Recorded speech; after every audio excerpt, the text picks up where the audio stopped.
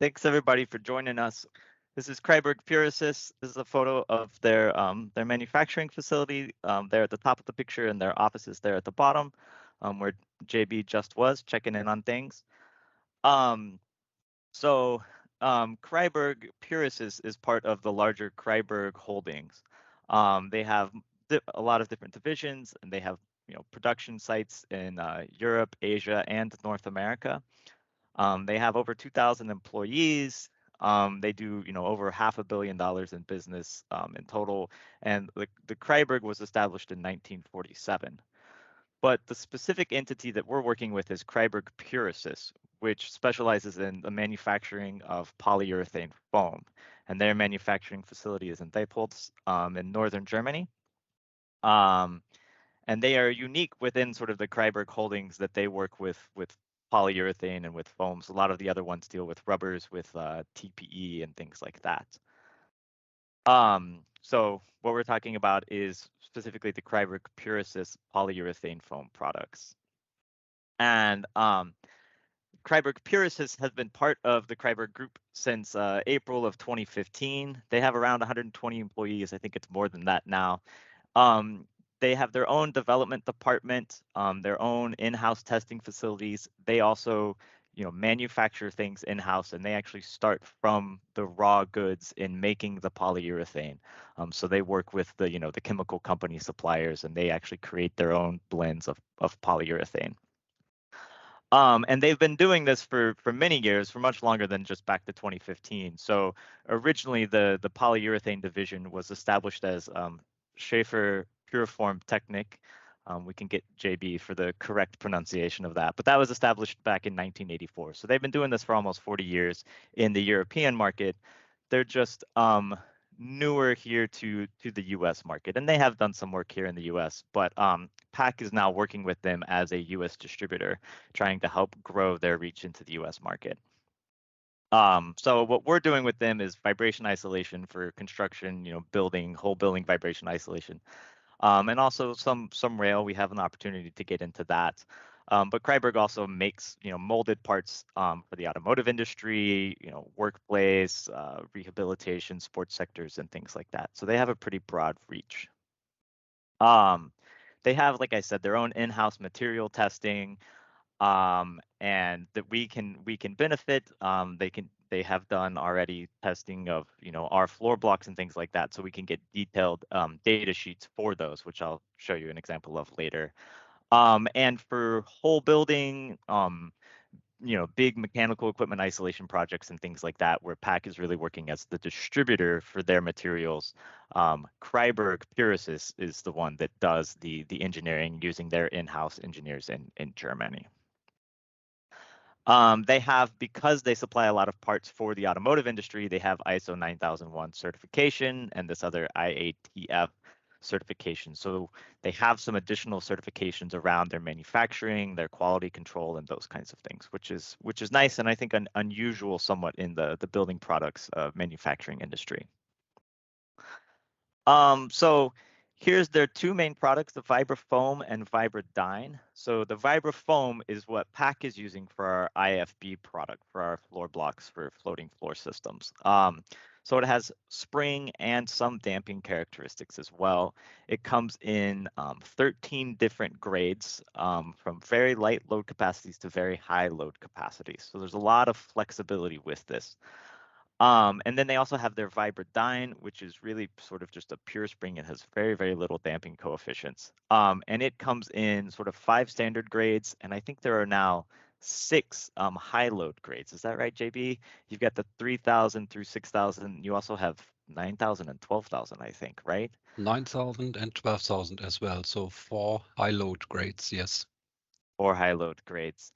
And the Vibradyne can be used below the water table, so it can be used in wet environments and things like that. And those high load ones can often be used for point bearings, for things like columns and those kinds of things. So there's a lot of different ways that you can use this. You can do full surface building supports. You can do strip-like building supports, punctual building supports, so sort of discrete, smaller sections. And then obviously if you're, below grade and you're trying to isolate ground-borne vibrations from trains or things like that, you would need sidewall decoupling as well. And really kind of what we get into with the PAC floating floors is sort of this punctual building support, so these discrete isolators. We've got rail isolation as well, and since we're really going for floating floors here, I'll just kind of put this up to show you that that is a thing. It's a thing that, Kreiberg does a lot in Europe, so that is an option, something we can provide. A lot of different grades, like I said. So that gives a lot of flexibility in the load range so that we can really come up with an optimal design where we are loading the material within its optimal range, which is 90 to 100% of the stated static load limit. And that's really where you get the best, the lowest, natural frequencies for your systems, and you get the best performance out of the material. We'll skip all of this kind of stuff here. Here's some sort of just picture examples, right? This is a full surface bearing. Here's another project example where they're doing full surface bearing. Here's an example of the strips.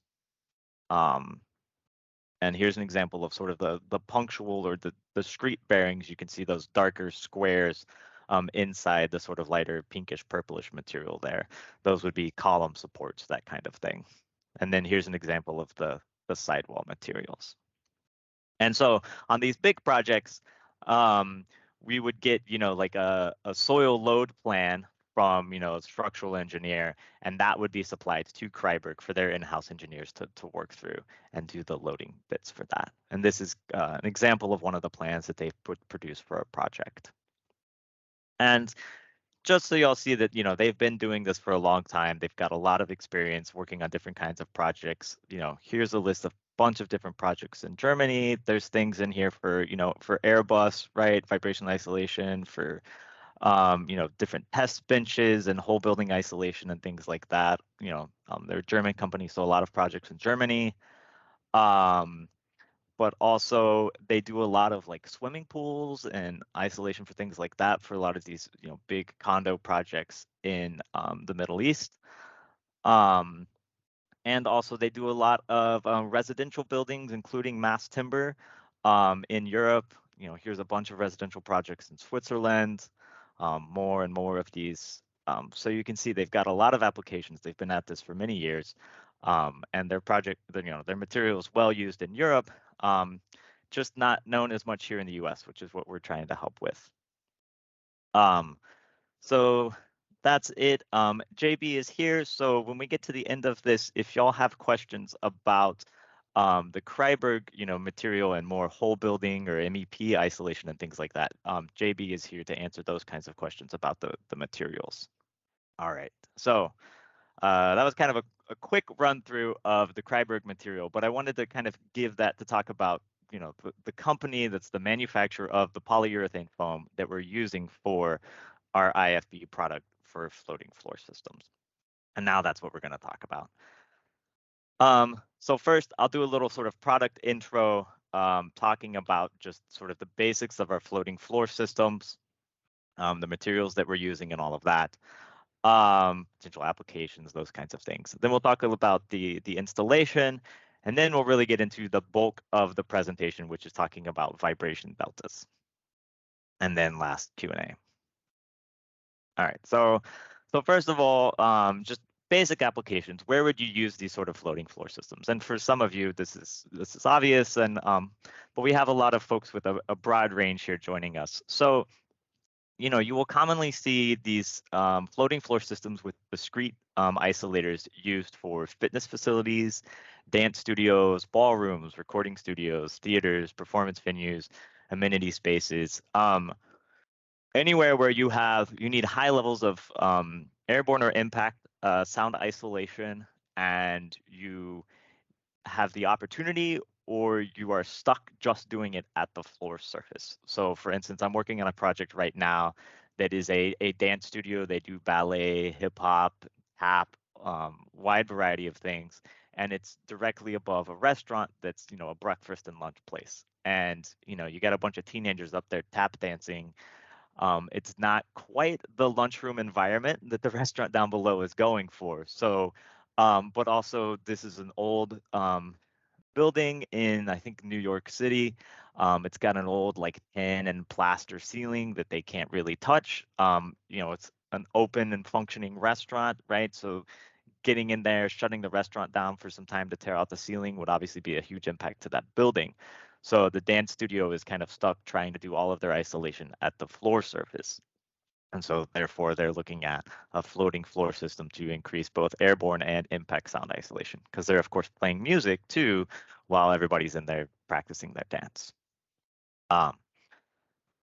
So as I said, talking about Kreiberg, we have a wide range of materials. So we again are using the Kreiberg Vibrafoam material, which comes in 13 different grades, but we have selected 4 standard grades based on the typical sort of dead loads and live loads for these spaces. And so the grades that we're working with and we've done testing on are the 170 through the 650. And if you're curious where those numbers come from, they're the load in, oh goodness, it's newtons per millimeter squared, I think, right, JB? Yes, So European yeah, standards, yes. yeah, European standards. But you'll see in one of our data sheets, Kreiberg has also gone, like I said, they've used their in-house test bench. They've done testing of like our actual isolator blocks, and we have the load also in PSI. For all of us Americans who are used to working in that. There's a lot of engineers here, so I'm sure you probably prefer newtons per millimeter squared, but we've got both, right? But there are other grades available, the 10 through the 1900, right? So there's this huge load range that's possible. We have access to it. We can custom cut material to different shapes and sizes. So if you have unique requirements for a specific project, we can work to accommodate that. And we can work with, again, with Kreiberg's in-house engineers to make sure we have all the right material data and loading and things like that to optimize the application. So because we have all of that engineering support from Kreiberg, we have detailed load versus natural frequency data for these isolators. And with the 2-inch isolators, we can get natural frequencies down to 7.5, 8 hertz, they're about in that range, depending on the loading, the shape factors, and all of those things. And really, even with a 1-inch isolator, 1-inch tall isolator, we can get, as you'll see, some really good test results in terms of just STC and IIC numbers. So we have low profile systems that provide high levels of isolation. So here's an example of a product data sheet. So this is for specifically the 2-inch cube, the 650 grade material. So you can see it's 120 kilograms per pad or up to 70 PSI. So we have load deflection curves, modulus of elasticity, and also down at the bottom, the natural frequency. So natural frequency versus load. So you can have these sheets to sort of help optimize the isolator selection. Kreiberg also does have an online calculation tool that if anybody's interested, we can get you access to that. It's a sort of material selection and optimization tool. So you can go in there, put in, the size of the pad, length, width, and height, and then the load. And there's a lot of different options for, how you input that load. And then it will give you the optimal material selection and then also output what the actual natural frequency is and give you an isolation efficiency curve as well. So there's a lot of good information available for this. So installation, very simple. We are supplying just the isolators and we're leaving it up to the contractor to source the insulation. And talking to contractors, that was the feedback that we got. And it just didn't make sense to us to both warehouse insulation and also deal with shipping it when it's readily available locally. So we provide the isolators. Our standard designs are based on a 16-inch on-center spacing in both directions. So you would lay out your grid. We would provide shop drawings for these, color-coded shop drawings, just like we do for springs, for those of you that have worked with us on spring hangers.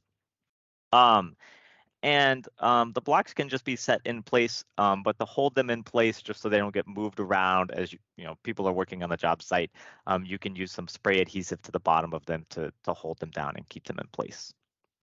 Once you have all of your isolators in place, you put fiberglass or other sort of fibrous batt insulation in the spaces in between the isolators. And this is from the in-house testing that Peter and I will talk about here in just a minute. And for this, Mike Gernhardt went in and actually notched out these notches to get this very nice, clean installation. But in our acoustical testing that we did at Riverbank, we actually just had them sort of tuck it around. So you can do that to save time in the installation. If the installer really wants a nice, clean install, you can do it like this too. And then once you have that, you just place your floor surface materials on top, whatever your sort of raft is going to be. So it could be a couple of layers of plywood glued and screwed together. It could be structural, like cementitious panels, like mag oxide or Structocrete, or it could be lost formwork plywood with concrete poured on top of it, or it could be corrugated steel deck with concrete poured on top of that. So there's a lot of options, a lot of flexibility in how you put these systems together.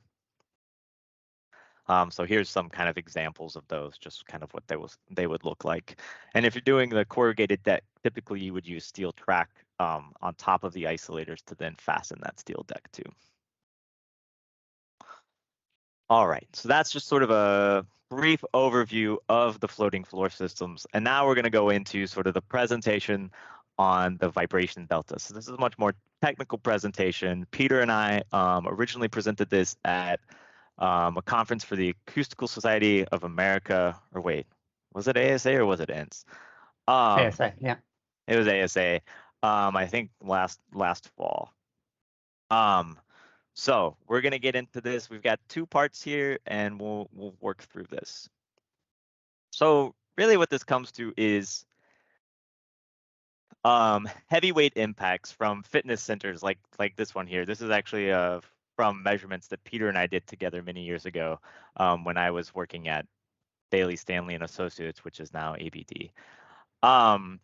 When you have a fitness facility like this, how do you know if your noise control, your mitigation measures are going to be effective enough? How do you know how loud it's going to be? So one of the standard ways that we do it in the acoustics world is we will go out to a site, we'll have a test rig like this. This is, I think, a 35-pound kettlebell that we dropped, and we brought with us a bunch of different, molded rubber fitness floor tiles. We did tests on the existing floor, and then we also did tests on all those different floor tiles. And those are typically 2 foot by 2 foot. They're not that heavy, they're not light either, but they're easy enough to take to a site and kind of do these in situ measurements. But if you're looking at floating floor as a solution, you typically need a larger area for a resonantly reacting floor like that. And there's just a lot more work to do in sort of mocking those up. And it's a lot more work and effort to sort of switch those out. And if you wanted to actually look at, concrete floating floors, you've got long cure times for concrete or even gypsum concrete and things like that. So that can be prohibitive for trying to go mock it up on site. So then how else do you determine how effective those are going to be? And that's really where we're getting at with these measurements in this presentation. So you will see for fitness flooring products and some floating floors as well, laboratory measurements. And I've gone and done this in the past too for prior employers and things. And you will typically go to a typical floor ceiling test lab where you would go to measure an FCC and IIC ratings and all of those kinds of things. And it's a vertical chamber, so you have 2 rooms, one above the other. And the floor assembly that you're testing is put into a big opening, a hole in the middle of the floor between the 2 spaces. And so for heavyweight impacts, one, there's no established test standard for it yet. We are working on it. But then also, typically what people do is they'll drop the weight, some weight, whatever they think makes sense, onto their floor, and they'll measure how loud it is in the space down below. It gives you some information, and it can give you good sort of apples to apples, like back-to-back comparisons. But that's about it.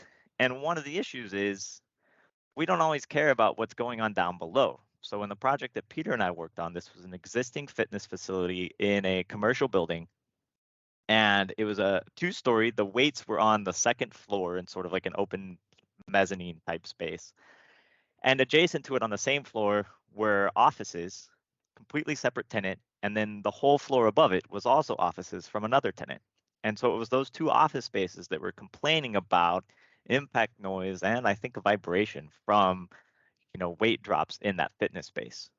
Well, the lab test sound pressure level measurement in the space below doesn't really tell us anything that we need to know for spaces, on the same floor and a floor up above. So how do we figure out what's going on those spaces? So the inspiration for this was there's been work done by Matt Golden and a lot of his other coworkers on drop towers and force pulse measurements and things like this. Sort of more complicated, more math in that, and harder to sort of implement for most consultants. But Vinniclausen has also done a lot of work on just using accelerometers, sort of standard consultant kind of equipment to go measure vibration deltas. And they've done it for typically molded rubber fitness flooring products. And so Peter and I got into this and really wanted to see if we could use that same sort of method and apply it to floating floor systems. So the approach, and that's Peter on a climb that he and I did of Mount St. Helens many years ago. Back before I had kids and was in decent shape. So first, we wanted to measure the vibration levels for impacts on a base structure. So we did this at PAC's warehouse. So it was slab on grade. And many of you may think, oh, that's going to cause issues. And we thought it might as well, but that was kind of the thing that we had most readily available to us. So we wanted to go ahead and try it, see if it could work.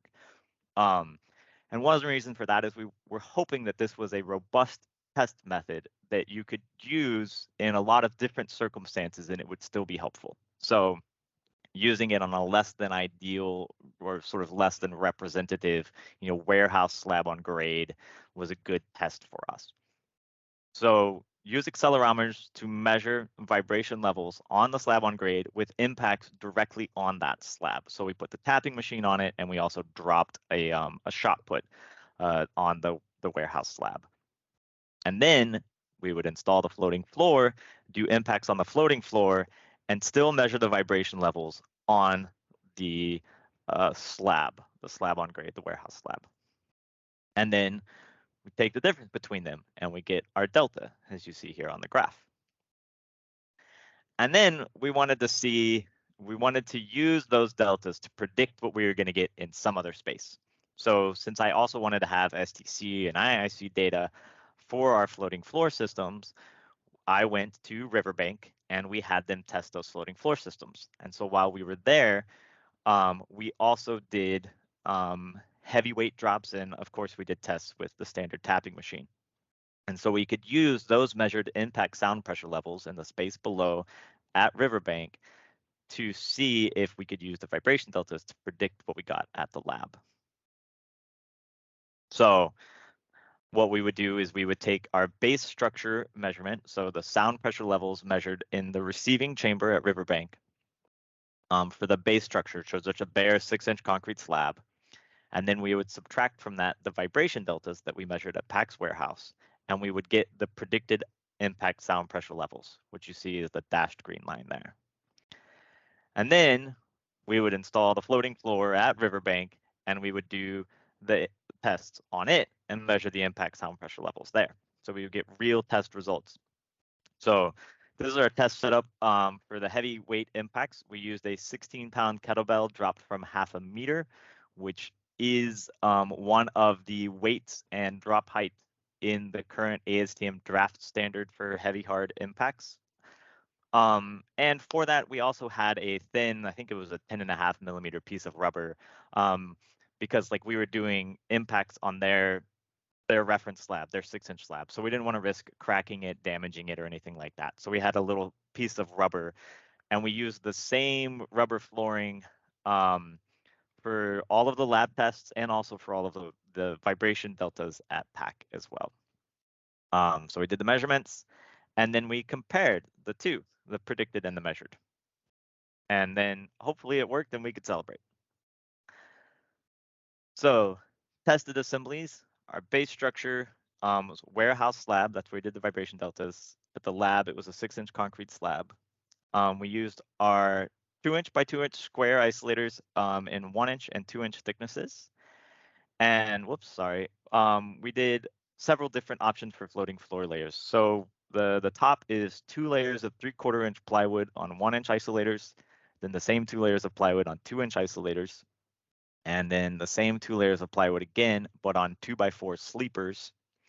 And then the last was 4 inches of concrete that was actually poured on 3/4 inch plywood. Sorry that the drawing sort of leaves out the plywood on that one, but the concrete was on top of the plywood and the plywood remained as part of the system.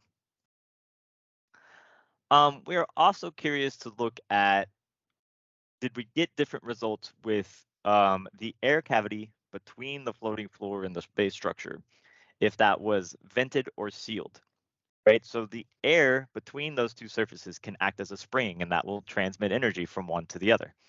And with floating floors, that's something that consultants are usually concerned about, because it can reduce the amount of isolation that you can get, and it can affect the frequency response and all of these kinds of things. So we wanted to try and do some testing with our vibration deltas to see if we could see that. And also, when you load vibration isolators, you change the natural frequency of the system. So we wanted to see how that showed up in our measurements, or if it did at all. So we tested a lot of different permutations here. And now I will turn it over to Peter here to kind of talk a little bit more about the actual measurement setup, because Peter is the one that actually came to PAC, did all of the vibration data capture and all of this kind of stuff. Thanks, Mike. Yeah, so as Mike mentioned, my role in this was really the data acquisition for the portion of the testing that we did at the PAC facility. So in the previous work that was done largely by Veneclasen, what they used for data acquisition was a sound level meter with an accelerometer attached. And so we thought about doing that as well, but we wanted to be able to measure more conditions and more locations. So what we went with instead was a standalone data acquisition system that allowed us to do multiple channels simultaneously for measurement. And so we measured with 3 accelerometers simultaneously. And again, as Mike mentioned, we did this on a slab on grade condition. And you might think that usually when I'm specifying a floating floor, it's not a slab on grade condition. It's an elevated slab, and that's a totally valid point. But as Mike mentioned, what we're looking for is kind of deltas here in a configuration, one that was accessible to us. But also, this is a condition that happens in the field too. So at ABD, we recently had 2 separate projects where we had multifamily housing, and on the ground floor, they wanted to put in a fitness facility. So this is that exact scenario where we have slab on grade where the weights are being dropped, but we want to predict what the levels are at the elevated slab rather than the other way around. So, so this is actually a condition that happens in the field as well. So for our testing, as Mike mentioned, we did 2 different sources. We did the tapping machine, which is the standard, IIC machine that you're all familiar with, and we used the 4 locations that are laid out in the ASTM E1007 standard, if you're familiar with that. And then the other one was a 16-pound shot put that was dropped from a height of 1/2 meter. Again, as Mike mentioned, this is what's in the preliminary heavy hard impact standard, and it was also what was used from Veneclasen with their previous work on this. In terms of measurement locations, as I mentioned, we did 3 different accelerometers, and one of those accelerometers was on the floating floor itself, whether that was on the concrete slab or the wood, whatever we decided to do there. And the other 2 were further afield. And we did a variety of different locations looking at what the effects would be of the measurement location, and got some interesting results there that I think warrant further study. One of the things that we found is that if we were very near in, we could saturate the accelerometers pretty easily because we were using really high sensitivity seismic accelerometers. And so with that, which is appropriate for using the tapping machine, but with the heavy hard impact, the 16-pound shot, generates pretty high acceleration levels. So a general purpose accelerometer, if you're closer into the impact source, is going to be a better choice for that in that case. So what we were looking at real time with the data acquisition system is just making sure that we had good data quality. So The data acquisition system allowed us to look at the time history real time, as well as the FFT to see what was going on in the frequency domain real time. And then also look at waterfall plots just to make sure that we weren't saturating any signals, and also making sure that the third octave band filters had all settled out before we were doing the testing. That comes into play in terms of the time response of the filters and the results that you get. So, and that was, I'm sorry to interrupt you, Peter, but yep. we did multiple drops of the shot put. I think we did 5 drops in a row for each test that we did. So we wanted to make sure that there was enough time between drops that those filters settled out, right? Correct. Yeah. Okay. And so and the way we did is we just did a linear average of those 5 drops to get the resultant signal that we used for our analysis. So what we did is we looked at a fast time response, which was similar to what was done with the Venikosan study. And again, so we're trying to model the response of a sound level meter that most consultants have available. But we're doing it with the data acquisition system. And so we looked at that fast time response, and we sampled kind of a moving average of that fast time response every 5 milliseconds, so that we could get what the maximum level was of each impact event. And then once we had that, we would compare that to the base condition. So the base condition, again, was just the slab on grade with a thin rubber mat. And then the test condition was any kind of floating floor condition. And we look at the delta by subtracting the results between the two. So what you're seeing here is the result of that kind of moving average of the fast time response. So these are time histories. And on the left is the results that you get from the data acquisition system that we used. That was from the testing that was done at the PAC International facility. And at the right is data that we got from the sound level meter that Mike used when he went to Riverbank. And so in each plot, the black trace is the overall level as a function of time, again, through a fast time filter, a time weighting filter. And then the individual colors are just the third octave band time history for a few different frequencies. The interesting thing here is that you can see that the time response of each third octave band filter is different. And so at high frequencies, the response is very quick. At low frequencies, it takes a longer time to build up the energy in the filter. And so the consequence of this is that you can't look at any one slice of time and get the maximum for each third octave band. You actually have to look at them independently as a function of time to be able to get what the maximum is. So if you're familiar with a sound level meter, many have something that's called a fast max versus a bend max, or an overall max versus a bend max. And so the overall max is the instantaneous slice of time that has the maximum overall level. So in the case of the plot on the left, that would be the peak of the black signal there. But if you just look at that slice of time at lower frequencies, for instance, at 20 hertz, you wouldn't get the maximum at all. So you have to look at the bend max, or just look at each individual third octave band and take the maximum of the time history in that band. And then with all those together, that is the signal that we used for the response for that particular floor element. The other thing interesting to notice is that the time response of the data acquisition system and the sound level meter were very, very different. So if you look at the blue traces on the plot on the left and the plot on the right, you can see that there's a delay of about 0.4 seconds from when the impact happens to when you get the peak at the 20 hertz band. On the sound level meter, it takes a full 1.5 seconds. So what's going on here? I mean, this is kind of an unusual result. I thought it was unusual. And it turns out that the IEC standard that defines the third octave band filters, or octave band filters, whatever, nth octave band filters, it specifies what the center frequencies are, what the bandwidth is, and what the decay rate is, but it doesn't specify the type of filter that's used. So it could be an FIR filter, it could be a Bessel or a Butterworth or whatever. All of those would meet the conditions of the IEC standard for, let's say, a type 1 sound level meter. but they have very different group delay characteristics.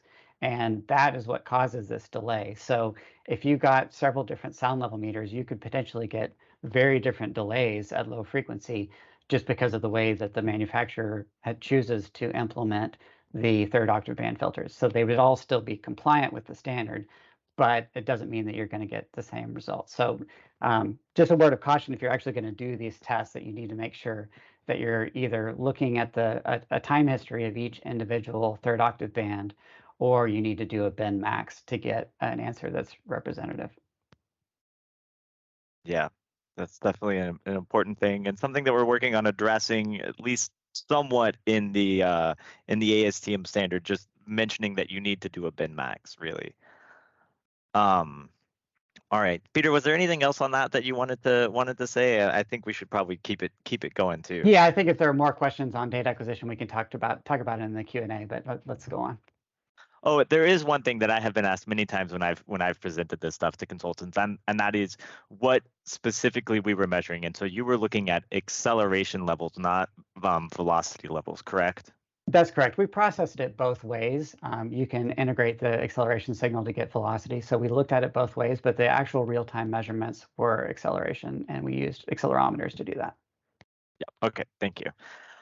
So I'll go through these fairly quickly because I want to make sure that we have time for questions and I can spend a little bit more on the predictions. But so we did look at some of those different things: vented versus sealed, and loaded versus unloaded. And our expectation with vented versus sealed was that the vented would perform better because you would have less of that air stiffness coupling between the two surfaces. For the tapping machine on the left, so I'll show a couple different slides with different graph comparisons. Tapping machine is on the left, shot put is on the right. And here we are looking at the deltas, so the reduction in the vibration levels between the impacts on the bare slab versus the impacts on the floating floor. So these are deltas, so positive values mean that there's a reduction. Okay. So for the tapping machine, essentially they're the same. They're probably within sort of test variability, but consistently across the whole frequency range where we saw deltas, the sealed actually did a smidge better than the vented, which was the opposite of what we expected.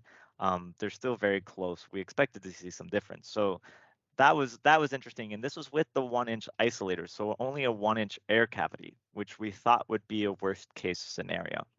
So that was interesting. With the shot put, we see also that the sealed had at some of the sort of mid and higher frequencies, the sealed also had higher deltas. So again, not what we would have expected. I don't have a ton of great theories on this. The differences are fairly small, but something I think worth looking into further.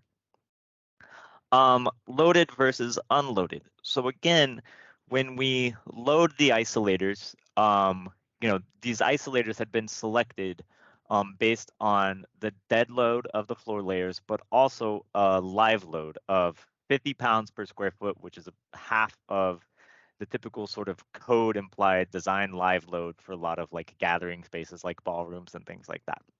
So that's why we picked 50 pounds. So the isolators are going to be in their more optimal operating range, right, when they are loaded. So we figured when they're loaded, we'll see better performance. With the tapping machine, that is not at all what we saw. We saw that the unloaded actually did better than the loaded. And my thinking here is that this was just 2 layers of plywood that were sitting on top of these isolators, and nothing was sort of mechanically fastened or anything like that.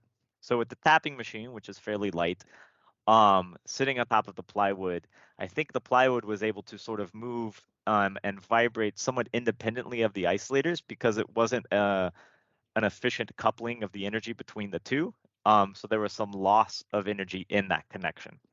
And when we loaded it, we actually got a better energy transfer from that plywood to the isolators. So the loaded actually shows lower deltas for the tapping machine, but it actually flips when you go to the shot put. And I think this is maybe just because of the amount of force that we're imparting into that floor structure when we drop the shot put onto it. we are getting, more connection, more energy transfer between the floor slab, the plywood and the isolators. So there we do see that the loaded had higher deltas than the unloaded. So again, something interesting to look at. You might see different things with the 4-inch concrete slab than with the plywood. And we do have data on that. I just don't have it here in the presentation. So the last thing is looking at just the difference between concrete and plywood. So we would all expect that with concrete, the additional mass of it, you're going to see bigger deltas with it. And that is the case. We saw that for both the tapping machine and for the shot put. The interesting thing with the shot put is you see in the orange line these the dips. So there's a dip at 125 hertz and again at 315 hertz. Where those deltas come back and match or actually slightly below what we got with the plywood. And those seem to be some sort of resonance, and probably a resonance of the concrete slab that we had.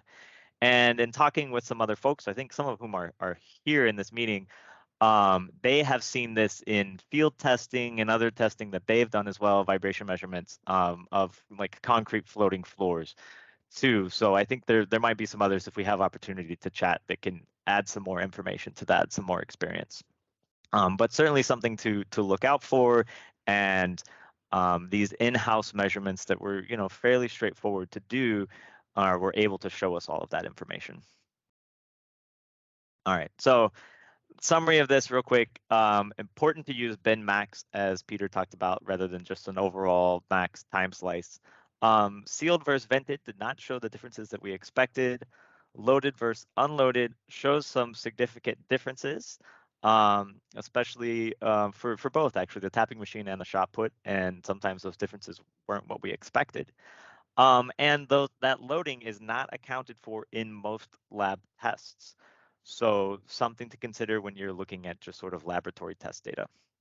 And concrete has a marked improvement over plywood, as you might expect, but there are some significant panel resonances where you don't get that marked improvement over plywood. So certainly something to look out for.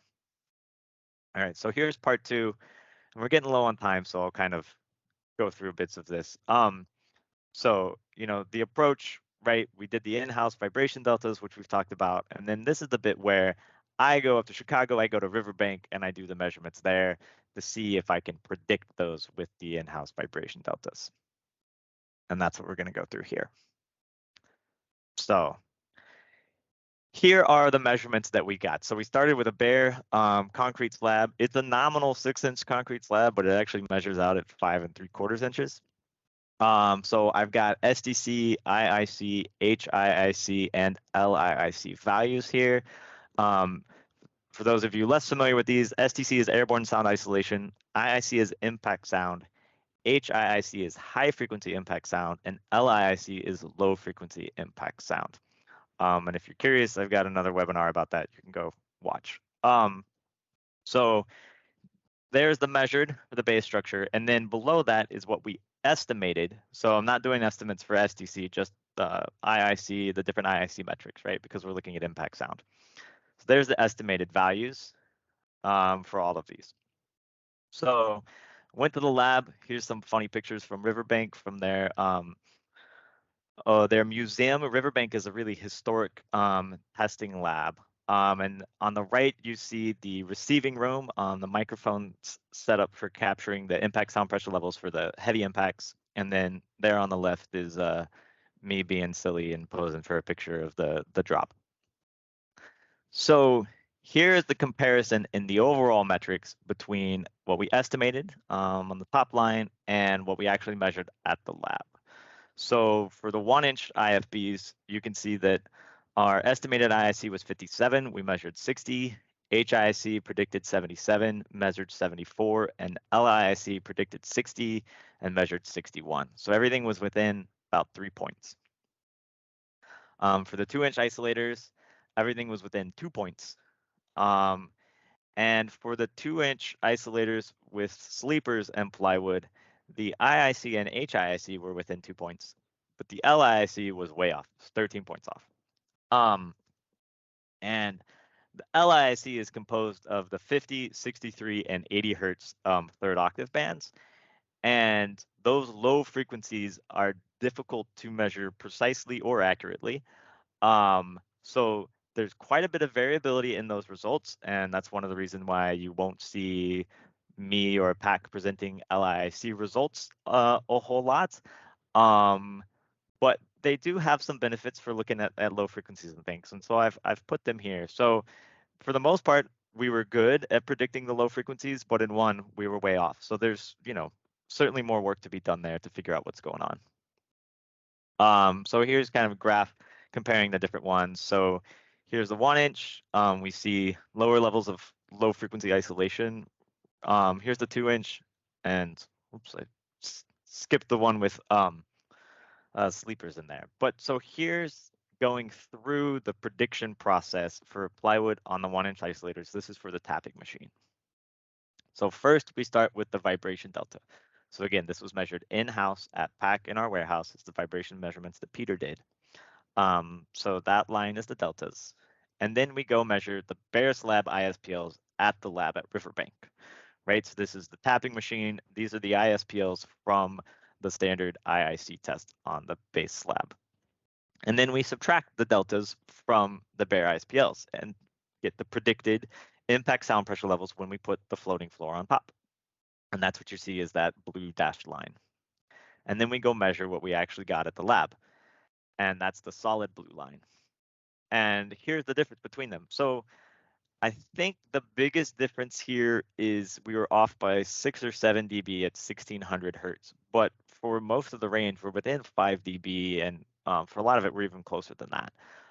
So we're very close, not just in predicting the overall like IIC value, but in predicting like the whole third octave band range, which is great, and really more than I expected, considering all sort of the caveats and the potential issues with measuring vibration deltas slab on grade and then trying to apply those to an elevated slab. So maybe we just got lucky here. So let's look at another one, plywood on sleepers with 2 inch isolators. So again, here we have the vibration deltas. And here you can see down at the lower frequencies at 80 and 100 hertz, we are getting some isolation there. Whereas with the 1 inch isolators, we weren't. That's, the lower isolators, so they've got a higher natural frequency. They're not going to isolate down as low, and also potentially the air stiffness coupling as well, right? So again, here's our bare ISPLs. Here's our predicted levels, the dashed orange line, and here's what we measured. So again, we're very close, and I still think that the biggest difference is like 7 or 8 dB, which happened at 63 hertz. And from, really from like 100 hertz up, we're very close, and from 250 up, we're within like a couple dB. So again, the method works, pretty good predictor. Now here's the shot put. So there's the base in red. Here's the 1 inch isolators, blue. And there's the sleepers. So the sleepers in this case gave us the best low frequency performance, but interesting, at high frequencies, they didn't perform as well. That could be from the additional stiffness of the 2x4 sleepers. I'm not entirely sure. But so we've shown that the predictions for the tapping machine were pretty good. Let's look at for the shot put. So this is for plywood on 2 inch isolators. So again, here's our vibration deltas. Here's our bare slab IFPLs. And some of you may notice that here the quote unquote bare slab ISPLs have a roll off at higher frequencies. And that's because, as we mentioned before, we did use a piece of rubber to protect the concrete slabs. And that's why even the the bare slab, the base slab ISPLs have that roll off at higher frequencies. So deltas, subtract those from your base slab, and you get your predicted levels. And then here's what we measured, and then here's our differences.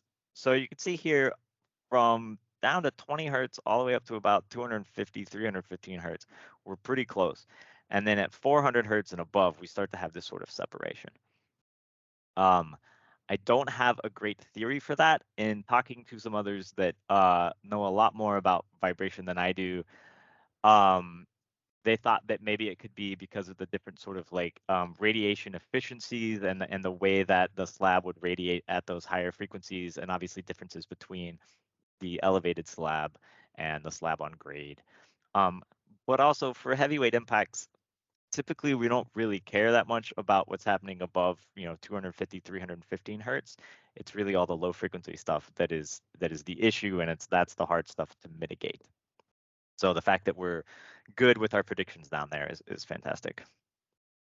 So in summary, good predictions for the tapping machine across the whole frequency range, good low frequency predictions for the shot put, but above maybe 315 hertz, our predictions aren't as good.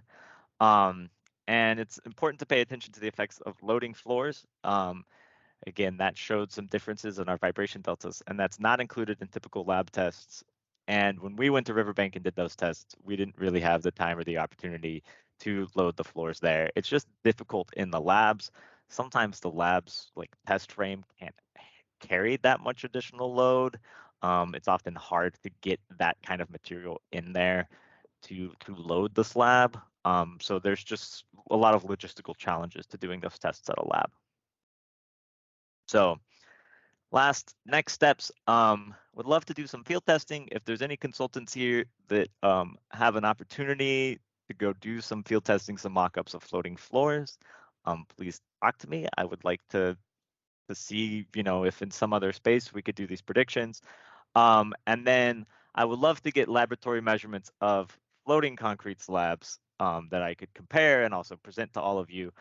But there's limitations with the labs that can do that. But hopefully before long, there will be a lab in my and Peter's backyard at the University of Oregon. There will be a world-class floor ceiling test facility. And I'm actually talking with a couple of folks from there later today to kind of get some information on what's going on there and give sort of my input on, as a potential customer, what I'd like to see. So that's still moving along. So hopefully someday I can just drive up there and go do some floating concrete slab tests. So with that, we'll open it up for questions. We've got just a couple minutes left in the hour, but I am happy to stay on and answer more questions as long as my kiddos can continue to entertain themselves. And thanks to PAC International for letting me do all this kind of work, and for ABD for letting Peter come spend his time helping with this presentation, and for all the training and education they gave me while I was an employee there. All right, so I'm gonna look in the chat first. Do we have any questions there? Oh yeah, we got a lot of questions here. Okay, so I've got from Bob Esposito, is STC testing data available for various floor assembly types? So yeah, we do have the STC test data for the 3 different plywood configurations. So, 2 layers of plywood on 1-inch isolators, 2-inch isolators, and 2-inch isolators with sleepers. That's available online on PAC's website. One thing to note is those STC values are flanking limited, so they're more representative of the lab's maximum sound isolation between the upper and lower receiving rooms, and less representative of the actual sound isolation provided by the floating floor and concrete slab. But it's at least an indicator of you could at least get that much, if not more.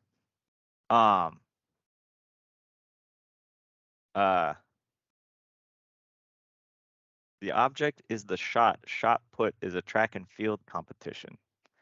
All right, thanks, Samantha. I might be making some revisions to the ASTM standard when I meet with those guys at noon. So I'm sure they'll appreciate the find and replace. Certificate of attendance. If anybody is interested in a certificate of attendance for this, so this is not an officially AIA accredited presentation or anything like that. But if you want to self-report it for credits, send us an email. Somebody from PAC, Taylor, if you can put in whatever email you want them to send that to, maybe info@PAC. We'll put an email in here. You can email us or just get a hold of us anyway, and we'll put together a certificate of attendance for you. Matthew says, could this be the concrete slab's coincidence dips? I think maybe you're referring to the vibration deltas that we saw for the concrete slab. I don't think it's coincidence dips as much as it is a panel resonance. Yeah, James has responded to that, and if you want more information on that, James is the guy. In any case, it seems that adding damping to the slab could help eliminate that. James says that could help. Yes. Okay, there's a whole conversation here, Matthew and James. So maybe if y'all want to jump in, we can have a conversation about that, or another time too. One of these days I need to get James in here to do a webinar with me too and talk about structural vibration. Michael Dickerson says, were the Excels 3-axis? Peter? Yeah, and I answered that in the Excels... chat. They're single axis. Okay. We measured in the vertical axis, and that's similar to what's been done. I believe that's the method used for the heavy hard impact, and that's what Vinnie Clausen did in their work as well, single axis in the vertical direction. Yeah. Any differences seen in concrete versus pre-tensioned concrete? Great question. I don't have any information on that. So just for everybody's, so it's known, so the 4-inch concrete slab that we use for the in-house vibration deltas, that was obviously not a post-tensioned or pre-tensioned concrete slab. It was reinforced, but we didn't have any tension in it. And then at Riverbank, their test slab is actually 2 foot by 14 foot concrete planks that are laid in place and then like grouted together. It is one of the vestiges of being a 90 or 100-year-old lab. That they have some limitations to the way they do things. A lot of other labs have, full complete slabs that they will crane into place. But Riverbank just doesn't have the facilities to do that. So that's the slab configuration that they have. But with all these other conversations and smart people about structural vibe, there's probably some people with field experience on that. Taylor says, go ahead and send certificate requests to me. So Taylor at pac-intl.com.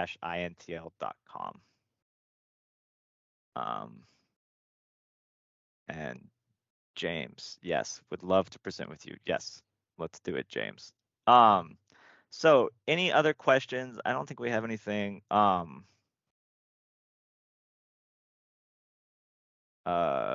the Q&A. That's not really coming up for me. I just saw Mike Dickerson say, I find it's better to use the 3rd octave rather than bin. So if you want to jump in and talk more about that, because I know you've done a lot of these vibration measurements and stuff like that too. And James, if you want to jump in and contribute to this, like, you're welcome to. Oh, and Peter, you're muted. I would agree with that because you can have things that happen if you're just looking at the bin max and if you're not looking at the full time history, you could have something that comes up in the data that may not be related to the specific impact. And so you got to be really careful if you're using the bin max because you're kind of blind into what you're actually using for the instantaneous maximum in each band. Whereas if you actually look at a time history for each 3rd octave filter, then you can see that what you're using is realistic and representative of the actual impact. So yeah, I would tend to agree with that. Yeah, I agree. And for the record, the way that so I did the post processing of the data for all of this in terms of like actually going through the Excel spreadsheets and pulling the data out. Like Peter did the initial taking it from the DAC and getting me spreadsheets and did a whole bunch of data processing to get it to where I could work with it. But then I went through and actually pulled out sort of those maximums from that. And so I did it just a lot of time spent staring at a spreadsheet. I did some things to automate it where I could go through and flag each impact and kind of, take a section of like 10 different time slices or however many it was and then find the maximum each of those. But I went through and looked at them to make sure that there wasn't anything that was sort of messing up the data, like, extraneous noise events and things like that. And you know, we were fortunate that in the warehouse, but we had control of that and a fairly low noise floor for the vibration, and also at Riverbank, obviously it's an acoustical test lab, so pretty low noise floor in their, you know, their basement receiving room facility.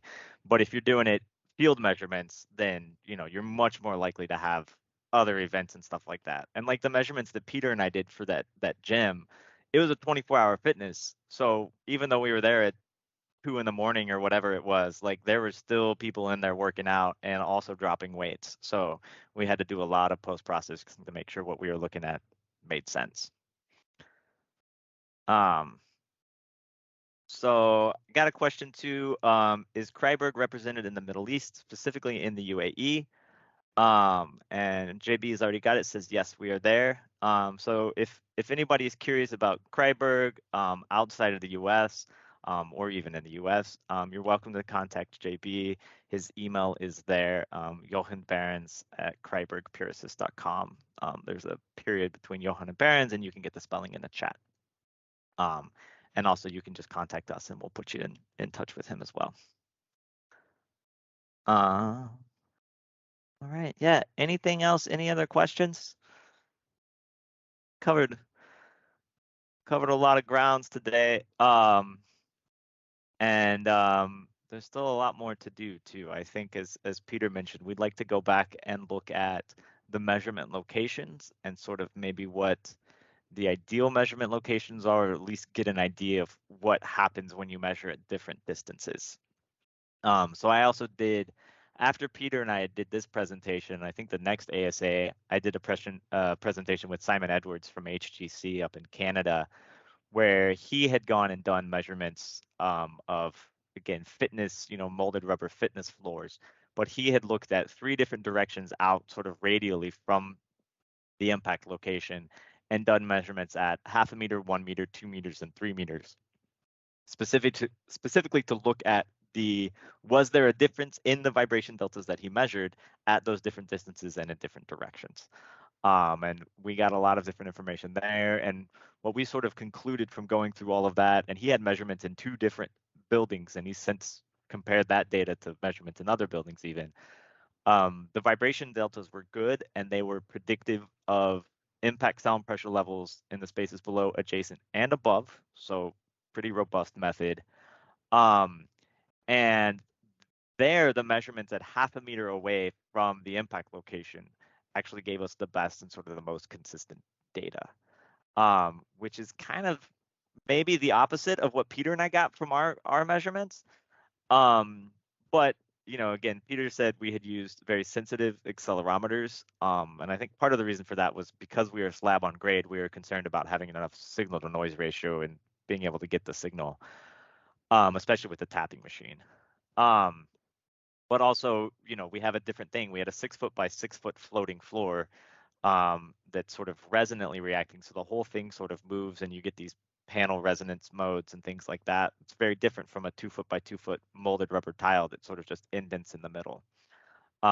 So that's something that we need to look into more to see, you know, what do you need to do to make sure that you're getting good measurement data for these vibration deltas. Mike Dickerson says a 50-pound kettlebell is good for fitness facilities rather than the 16-pound shot put. So in the ASTMs, the draft ASTM standard, which I think we're doing our last pass through that at here in 50 minutes when I go meet with those guys. And we're going to try and ballot it before the October ASTM meeting. So that'll hopefully be out soon. And then we'll have to go through the whole ASTM balloting process. So, you know, it'll be 2 years before it's official. But in that, I think we have a lighter shot put. I can't remember exactly what it is. It's something like 7 or 8 pounds. Then the 16-pound shot, and then I think also a 50-pound kettlebell. So I did want to have something in there that was heavier because the response of a lot of these systems is nonlinear. So the amount of impact noise reduction that you get varies depending on the weight and, you know, really the impact force. I find that 3-axis measurements in buildings is needed to be able to predict what the spaces to the side and above will see.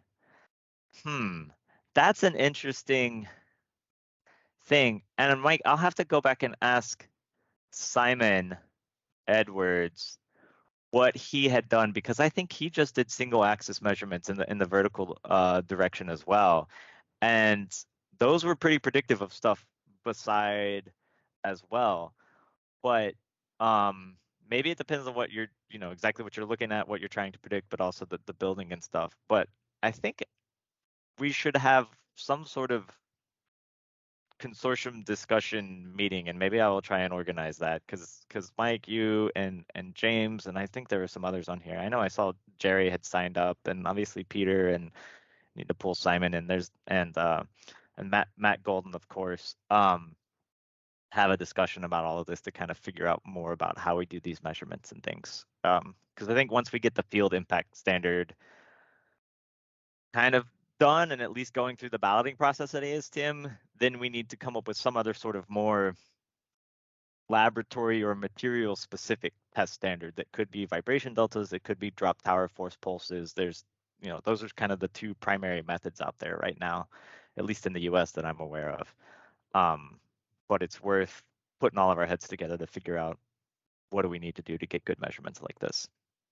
Yeah, it's a really interesting comment. Most of the standards that I'm familiar with, it's all vertical axis, whether we're talking about ground vibration, whether we're talking about, MRI vibration, things like that. Typically it is in the vertical axis, which is the most sensitive for a lot of equipment and, things like that. So that's an interesting result. I would be curious to hear more about those results. Yeah, definitely. Oh, and you know what? I keep saying that, like, people can jump in and ask a question, but I don't know if we've actually made it possible. Oh no, I think we've made it possible. No, I just did it. All right. So now I think anybody can unmute themselves. Sorry. Listen, I'm used to just like the normal Teams meetings where everybody can just kind of do things, but we set this up as a webinar because we knew we'd have enough people. So I think now you should be able to unmute yourself if you would like to jump in and chat. And I've got some more time if anybody's got other questions or comments or anything. Peter, do you have more time, or do you have other things? I can stay for a few more minutes, yeah. Okay. All right. Thanks for staying a little long. It seems like the chat has kind of died down here, but we do have still a fair number of folks with us. If anybody has any other questions, feel free to just email me. And even if you have a question, for somebody else here in the chat or something like that, like I said, I'll have a recording of this. And I can try and figure out how to reach out to folks. Hey, Mike. A lot of the folks. Yeah. Is your material from the German company available in your warehouse by all different sizes?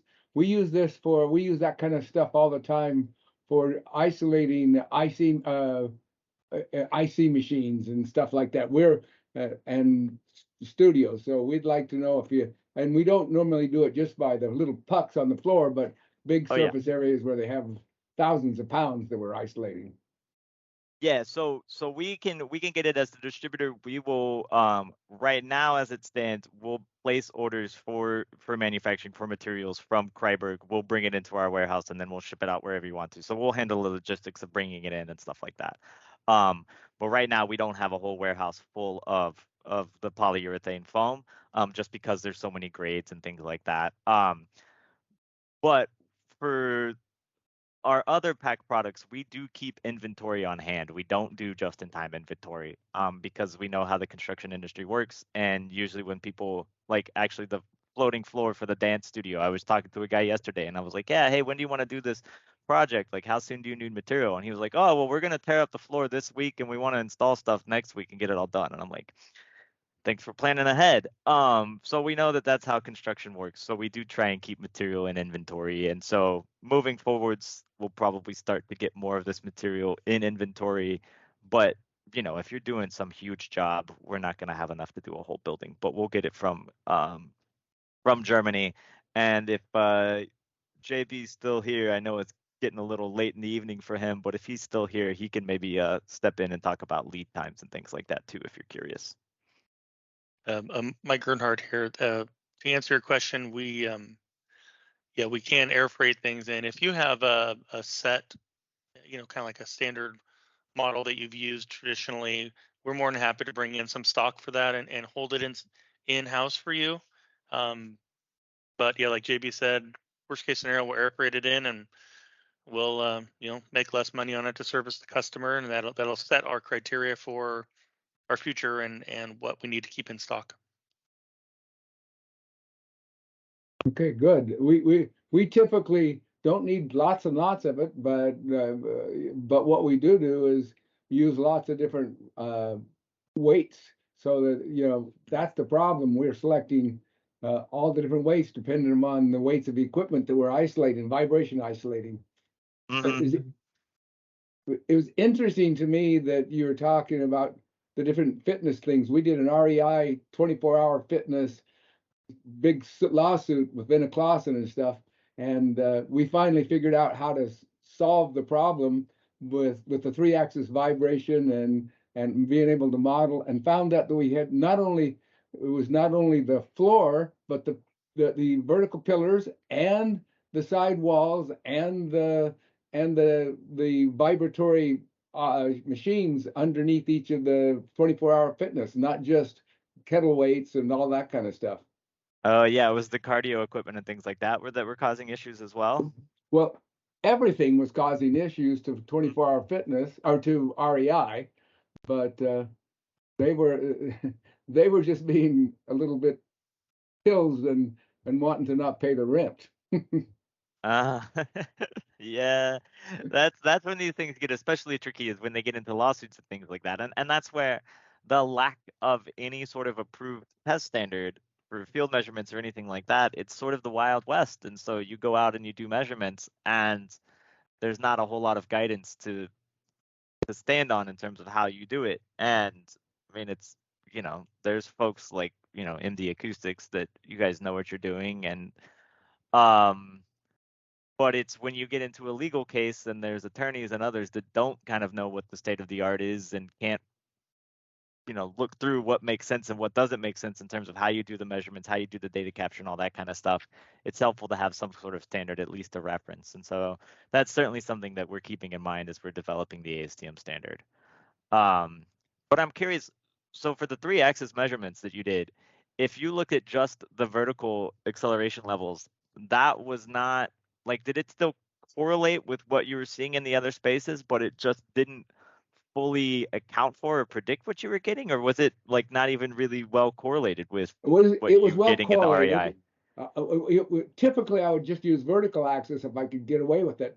It's only when I'm doing facilities to the side and above, when I'm predicting what the vibration going up the wall, over the ceiling, and up to the 7th floor. I did one simply where the facility was on the first floor, the fitness facility is on the first floor, and the vibration problem was on the 7th floor from the first floor.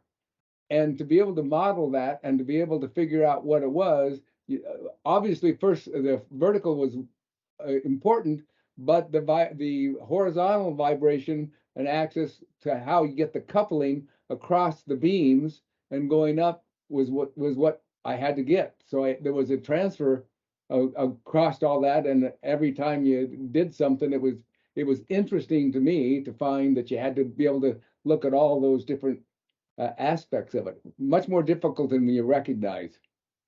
Were you finding that the vibration in horizontal directions was causing complaints, or that there was a transfer from that horizontal vibration to vertical through the joints? That's exactly what it was. It's going up a brick, well, cinder block wall vertically, then going to a metal beam horizontally, then up to a set of cement pillars up to the 7th floor vertically, and then off to a beam horizontally, and causing vibration in the CEO's office. And and that was a interesting thing to be able to figure out how to isolate that. And you had to isolate it at the source down in the fitness room. In that case where you had the CEO's office up high, was the the actual vibration that was being complained about in the vertical axis, or was it in multi-axis? It was multi-axis. Even in the CEO's office, it wasn't just that vibration that was imparted in the horizontal direction through the different connections through the structure got transferred to the vertical direction that then radiated into the CEO space, but it was actually multi-axis vibration in the CEO space that was contributing to the issue. Yes. It was very dang difficult. It was very hard, really difficult to do.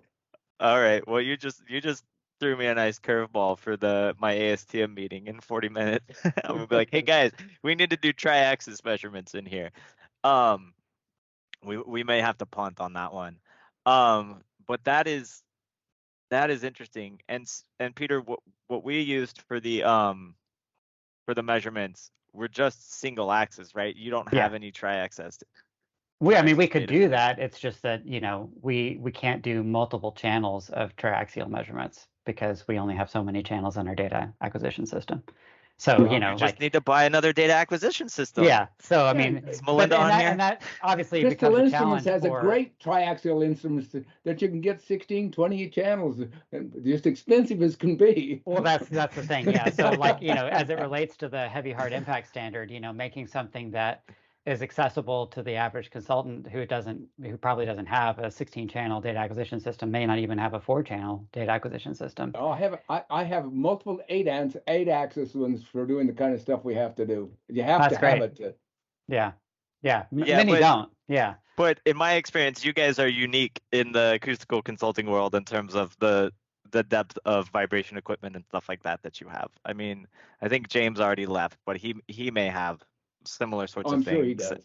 And I'm sure that like Ethan Brush at a Syntec does, and there's some others, but yeah, most don't even have a 4-channel DAC. It's just if they're doing vibration measurements, it's with a sound level meter and an Excel attached to it or something like that. So yeah, we're trying to make it accessible and also leave room for, the folks like those here in this conversation to not me, but like, Peter, you and Mike to do more sophisticated measurements when it's necessary. But that is something worth looking into. Well, and Mike, maybe with you or maybe with Peter, when we get an opportunity, we can do some tri-axis measurements and see what happens with the floating floors and the vibration levels in the other directions.